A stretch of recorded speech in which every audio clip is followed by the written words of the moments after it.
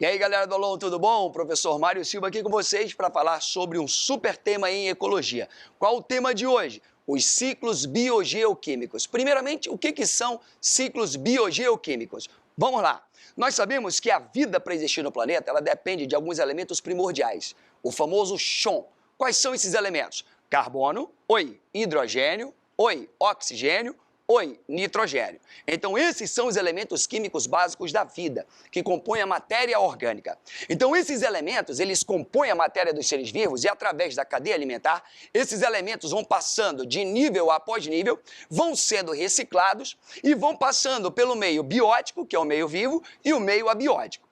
Então, dentro da aula de ciclos biogeoquímicos, o que nós vamos ver? Nós vamos ver como esse hidrogênio presente na água, como esse carbono presente na matéria orgânica dos seres vivos, no CO2 que está na atmosfera, como o nitrogênio que está presente em nossas moléculas, como é que esses elementos químicos são ciclados na natureza, como é que eles vão passar de nível após nível, passando pela cadeia alimentar, indo para o meio abiótico ou sem vida e depois retornando. Não esqueça, olha o nome, ciclo biogeoquímico. Primeiro, se é um ciclo, tem que ter o seu início, e voltar para o ponto de partida. Se ele é bio, passa pela vida. Se ele é geo, passa pela terra, ou seja, o meio abiótico. Então, ciclos biogeoquímicos. Vamos ver os elementos químicos, as moléculas, ciclando-se, não é isso? Dentro da cadeia alimentar, voltando para o meio abiótico. Fechou a ideia? Dentro desses ciclos biogeoquímicos, tem dois que são extremamente importantes e muito cobrados em prova. Mário, quais são eles? Primeiro, o famoso ciclo do carbono. Vamos falar um pouquinho sobre ele? Agora, vem comigo e dá teu show. Galera, o ciclo do carbono, ele começa com uma pergunta. Será que esse carbono é um vilão? Será que esse carbono é o mocinho? Quando se fala do ciclo do carbono, não tem para onde correr. O tema que bate nas provas do vestibular é o famoso efeito estufa. Será que o efeito estufa é um problema? Momento cultural. Aí é que está. O efeito estufa, na realidade, galera, é algo que existe para fazer com que a vida possa ser mantida no nosso planeta. Na realidade, se não fosse essa camada de CO2 atmosférico que existe cercando todo o nosso planeta, esse planeta durante o dia seria quente demais e durante a noite seria tão frio, manozinho, que a vida que existe ali ia congelar, mano, doido. Presta atenção no serviço. Então, na realidade, essa camada de CO2 que existe no entorno de todo o nosso planeta, ela serve para, primeiro, bater e refletir o excesso de raios infravermelhos que querem entrar no nosso planeta. Ele também serve para deixar passar alguns desses raios para que o planeta seja aquecido, afinal de contas nós não podemos congelar.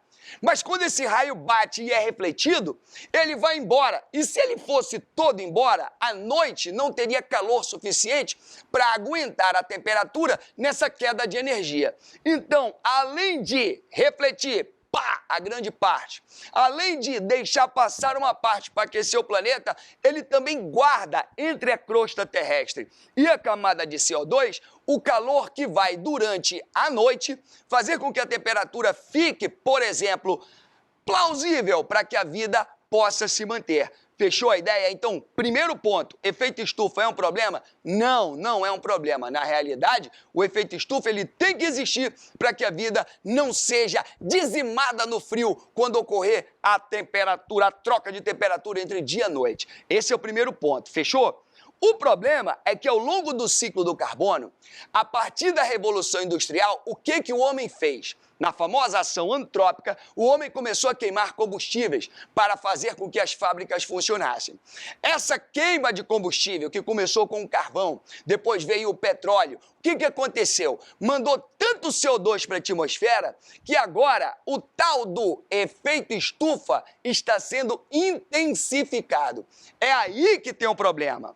Mário, então qual é o problema? Vem comigo que eu te explico. Se liga na quebrada. E olha só, o que vai acontecer? Se você intensifica o efeito estufa, você vai guardar muito mais calor. Isso gera, talvez, o verdadeiro problema, chamado aquecimento global. Se a temperatura sobe demais, o que eu posso ter? Derretimento de calota pó, polar. Eu tenho o derretimento da neve que está nas grandes elevações. Isso provoca o quê? A elevação do nível dos oceanos, inundação de terras costeiras, sem falar que o calor excessivo pode provocar queimadas naturais nas florestas, que seria uma grande perda. Então, na realidade, galera, toma cuidado. O efeito estufa em si, primeiro, não é um problema. Segundo, ele é necessário para que a vida se mantenha. Terceiro, o problema é a sua intensificação, que está sendo provocada pelas mãos do próprio homem, através da queima de combustíveis fósseis, gerando o aquecimento global. Pegou a ideia? Essa é top, hein? Vem comigo agora no outro ciclo, se liga! Galera, outro ciclo top para as provas de vestibular é o famoso ciclo do nitrogênio. O ciclo do nitrogênio, você tem que entender uma coisa. Primeiro, por que ele é místico na prova do vestibular?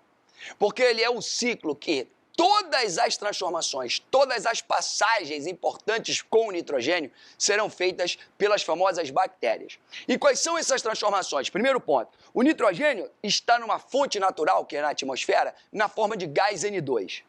E esse gás N2, nenhum ser vivo, a não ser bactérias, consegue capturá-lo na sua forma original.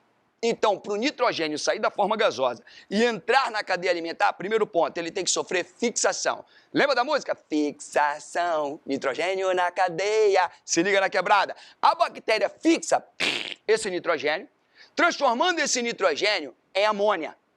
Essa amônia ela vai ficando no solo, vai ficando na água.